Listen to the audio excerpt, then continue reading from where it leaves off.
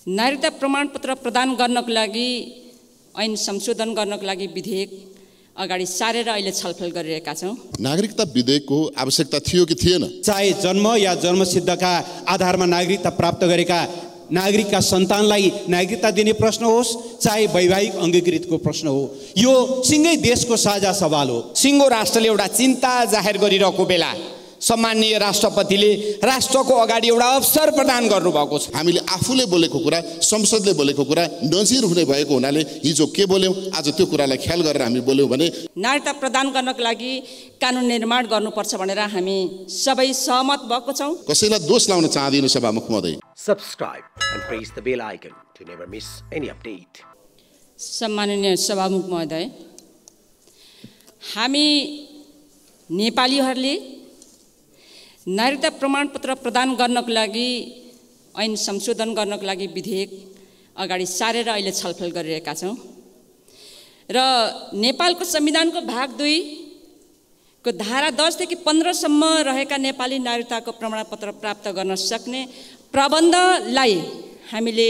सङ्घीय कानुन अन्तर्गत त्यसलाई व्यवस्थित गर्न अगाडि बढिरहेको सन्दर्भ छ र सबै नेपालीहरूले जो नेपाली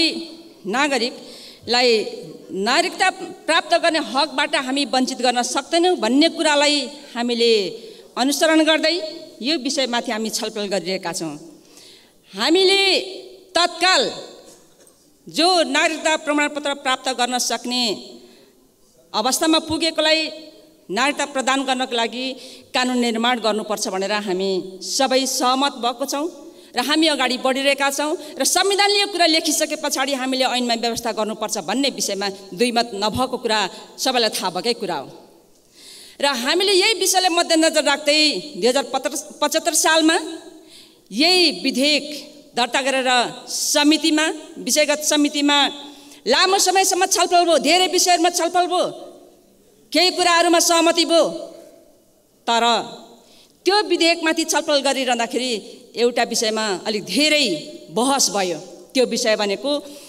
कुनै पनि नेपाली नागरिकता प्रमाणपत्र प्रदान गरिरहँदा विशेष गरेर संविधानको धारा 11 को उपधारा 6 सँग जोडिएको अङ्गीकृत नागरिकतासँग जोडेर त्यसमा धेरै बहस चलिसक्दाखेरि त्यहाँ हामीले 7 वर्षको कन्डिसन राख्नुपर्छ भन्ने खालको कुरालाई अगाडि सारेका थियौँ। तर त्यो विषयमाथि हामीले छलफल गरिरहँदाखेरि हामीले नागरिकता जस्तो विषय संवेदनशील विषय हो, यसमा हामीले गम्भीर भएर सोच्नुपर्छ। त्यसैले यस विषयमा हामीले राष्ट्रिय सहमतिको साथ अगाडि बढ्नु जरुरी पर्छ र यो विधेयकमा प्रदेशसँग जोडिएका जुन कुरा छ त्यसलाई पनि समावेश गर्न जरुरी पर्छ भने हामीले आमासँग जोडिएका आमाले स्वघोषणा गर्नुपर्छ भने गम्भीर अपमान यो नेपाली महिलालाई गर्न पाइँदैन भन्ने कुरा यो सरकारले बुझ्नुपर्छ र संशोधन यसमा गर्नुपर्छ र हामीले के भन्छौँ भने राष्ट्रिय सहमतिको साथ यो विधेयकलाई अगाडि बढाउँ र पास गर्नुपर्छ र कम्तीमा पनि हामीले स्थायी समस्या समाधानको लागि यो विधेयकलाई त्यतातर्फ उन्मुख गरेर लानुपर्छ भन्ने मेरो कुरा राख्छु। धन्यवाद। सम्माननीय सभामुख महोदय, नेपालमा निकै लामो समयदेखि नागरिकहरूले नागरिकताबाट वञ्चित हुनु परेको पीडालाई सम्बोधन गर्नका लागि, समाधान गर्नका लागि सरकारले नागरिकता विधेयक प्रस्तुत गर्यो। यो नागरिकता विधेयक दुवै संसदबाट पारित भयो। संसदीय सर्वोच्चता अथवा संसदीय प्रणालीमा संसदले पारित गरेको विधेयकलाई अन्तिम स्वीकृति प्रमाणीकरण सम्माननीय महामहिम राष्ट्रपतिज्यूले गर्नुपर्ने हो। त्यो गर्नमा 14 दिन विलम्बपछि फेरि यो सदनमा पुनर्विचारका लागि संविधानको धारा टेकेर आएको छ। यसलाई हामीले अन्यथा लिन मिल्दैन। तर नागरिकता विधेयकको आवश्यकता थियो कि थिएन भनेर हेर्दा भर्खरै प्रवक्ता मान्यजीले पनि भन्नुभयो राष्ट्रिय सहमति, सबैको सहमति, एकता हुनु जरुरी छ। यो वस्तु आफै बोल्छ, तथ्य आफै बोल्छ। 2063 को अन्तरिम संविधान हामीले बनायौँ। यहाँ बनाउनेहरू मध्ये नै यो हलमा छौँ। त्यो संविधान नचाहनेहरू यो हलमा हुनुहुन्न। 2063 कै संविधानलाई टेकेर हामीले नागरिकता ऐन ल्यायौँ। हामी सबै त्यसमा सहमत छौँ। सर्वसम्मतिले त्यो ऐन आयो। त्यस पछाडि फेरि त्यो 72 को संविधान जारी गर्यौँ। 72 को संविधानमा हामी सबै सहमत छौँ। सहमत नहुनेहरू यहाँभित्र हुनुहुन्न। तत्पश्चात सङ्घीय कानुन बमोजिम नागरिकता प्रदान गरिनेछ जन्मसिद्धका सन्तानलाई भनेर हामीले व्यवस्था गर्यौँ। 7 वर्ष ऐन बनाएनौँ, बनाउने कोसिस गर्यौँ। कसैलाई दोष लाउन चाहदिनँ सभामुख महोदय। बनाउने कोसिस गऱ्यौँ 75 सालमा विधेयक ल्यायौँ त्यो विधेयक समितिमा गयो समितिमा 22 महिना अल्मलियो नागरिकता विहीनहरूले नागरिकता पाउने छाटकाट भएन र हामी अल्मल्यौँ तत्पश्चात फेरि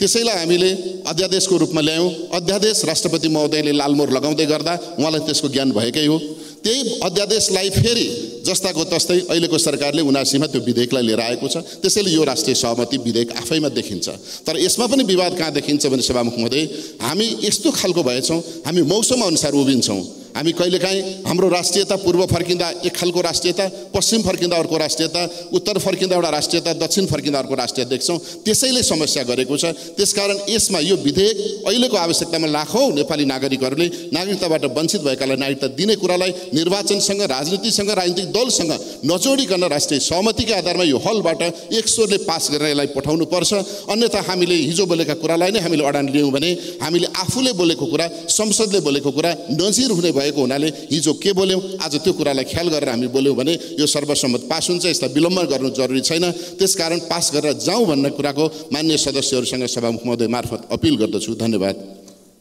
सम्मानीय सभामुख महोदय नागरिकता जस्तो संवेदनशील विषयलाई व्यवस्थित गर्नु बनेको विधेयकमाथि यो महत्त्वपूर्ण दस्तावेजमा सुधार गर्ने जुन एउटा महत्त्वपूर्ण अवसर सम्मानीय राष्ट्रपतिज्यूको सन्देशले दिएको छ यसलाई यो सदनले गम्भीरतापूर्वक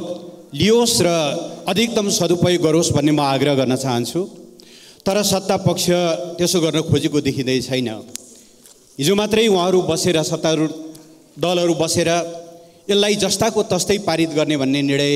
उहाँहरूले गर्नुभएको भनेर सार्वजनिक सञ्चार माध्यममा आएको छ सत्ताको नेतृत्व गर्ने दलले आफूलाई संसदीय व्यवस्थाको हिमायती अझ एकमात्र पक्षधर भनेर भन्छ सदनमा विचाराधीन विषय सदनको सर्वोच्चताको टुङ्गो गर्नुपर्ने विषयलाई बन्द कोठामा दलका नेताहरूले बसेर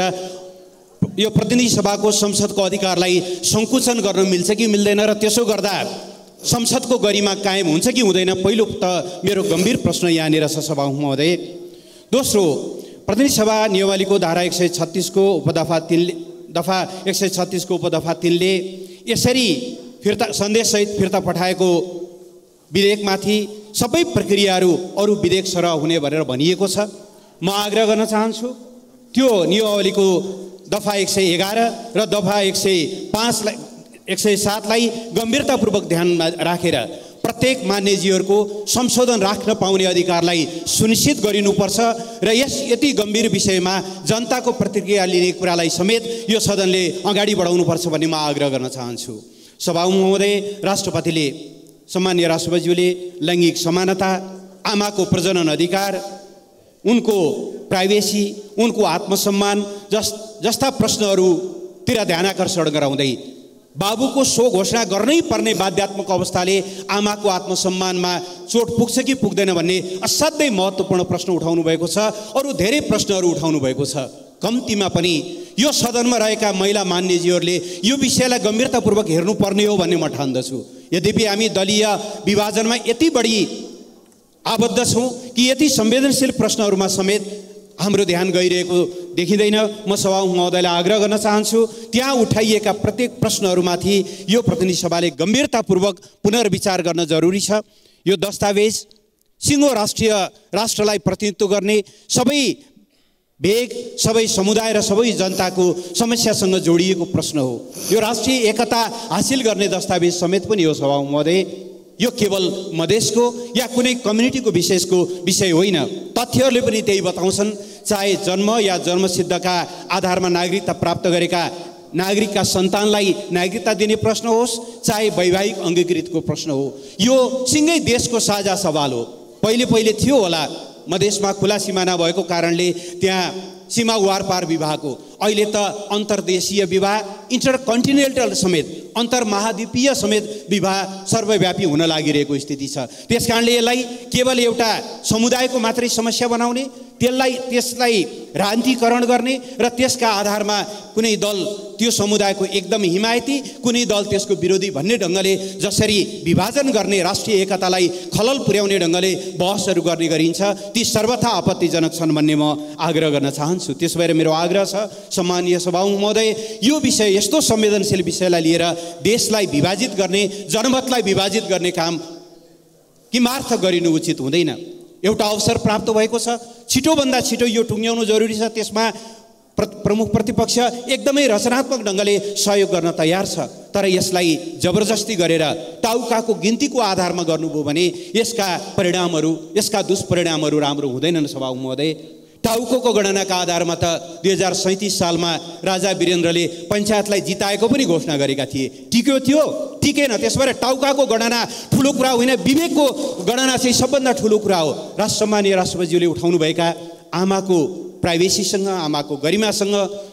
नागरिकको प्रादेशिक पहिचान हुनेछ, पहिचान सहितको नागरिकता भन्ने संविधानको व्यवस्थासँग, या अन्य अहिलेसम्म नागरिकता सम्बन्धमा उठेका यावत प्रश्नहरूलाई एकमुष्ट समाधान गरेर यसलाई एउटा सर्वस्वीकार्य दस्तावेज बनाइयोस् भनेर उहाँले हामीलाई दिनुभएको अवसरलाई हामीले त्यही रूपमा, त्यही गम्भीरताका साथ लिनुपर्छ भन्ने म आग्रह गर्न चाहन्छु। अहिले सत्तासँग हेड काउन्टमा तपाईँहरू बढी हुनु होला, तर यो प्रश्न हेड काउन्टले टुङ्ग्याउने विषय हो भन्ने मलाई लाग्दैन। यसमा समाज विभाजित भयो भने यसका पछिसम्म दुष्परिणामहरू रहन्छन्। त्यस भएर जबरजस्ती नगर्न, जिद्दी नगर्न र यसलाई नागरिकता विधेयकमा रहेका त्रुटिहरू जो हिजो तपाईँहरूले जबरजस्ती गर्नुको कारणले, किनभने जति बेला यो सदनबाट यो पारित भयो, पारित हुँदाको गणपूरक त्यहाँका उपस्थिति, हाम्रो 275 सदस्यीय सदनमा जहाँ अहिले 271 बहाल हुनुहोला, 271 मध्ये कति उपस्थित थियो त्यहाँ हामी कसरी गरियो, नागरिकता जस्ता संवेदनशील विषयहरू यसै गरी गरेर आत्मरति लिएर बस्न मिल्छ र सभामुख महोदय। त्यस कारणले मेरो आग्रह छ गम्भीरतापूर्वक कि यो विषयलाई हेड काउन्ट होइन, एउटा गम्भीरतापूर्वक दलहरूको बिचमा छलफल गरेर साझा निष्कर्ष निकाल्ने गरी यसलाई अवसरको रूपमा सदुपयोग गरियोस् भन्ने म आग्रह गर्न चाहन्छु। धन्यवाद। नागरिकता सम्बन्धी विधेयक यो संसदमा न्यूनतम सहमति पनि नखोजिकन 34 जना मान्य सदस्यहरूले 90वटा भन्दा बढी संशोधन हाल्दा पनि त्यस विषयमा जबरजस्त ढङ्गबाट बहुमतको जो एउटा शङ्खघोष गरेर उहाँहरूले निर्णय गर्नुभयो र सिङ्गो राष्ट्र यस विषयमा एउटा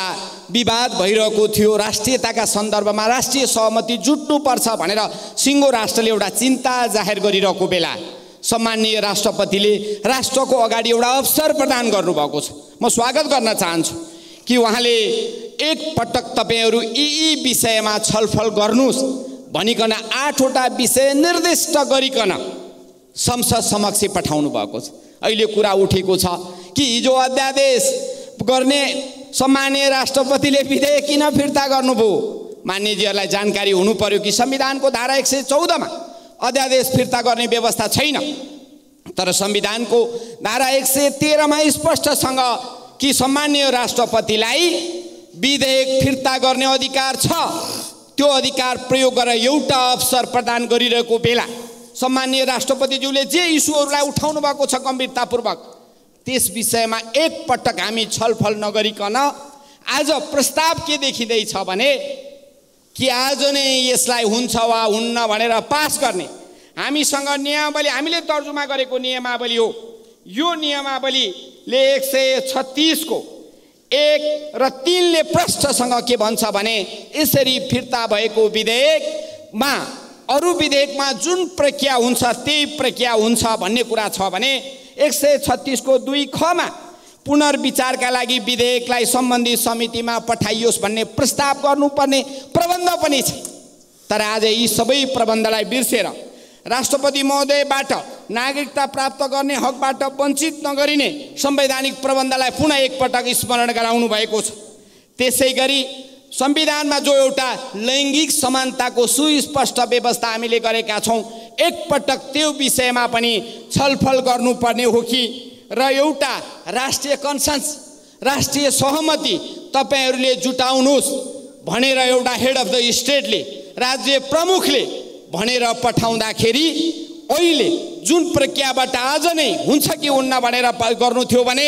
यस अगाडि समितिले 2 वर्षसम्म काम गरेर यो संसदमा प्रस्तुत गरेको विधेयक यहाँहरूले सहजै फिर्ता गर्न सक्ने, तर सम्माननीय राष्ट्रपतिजीले 8वटा मार्ग निर्देशन सहित यो संसदमा गम्भीरतापूर्वक छलफल गर्नुहोस् भनेर पठाएकोमा चाहिँ आज समितिमा सम्म पनि नपठाउने गरी नियममा भएको प्रबन्धको बर्खिलाफ गरिकन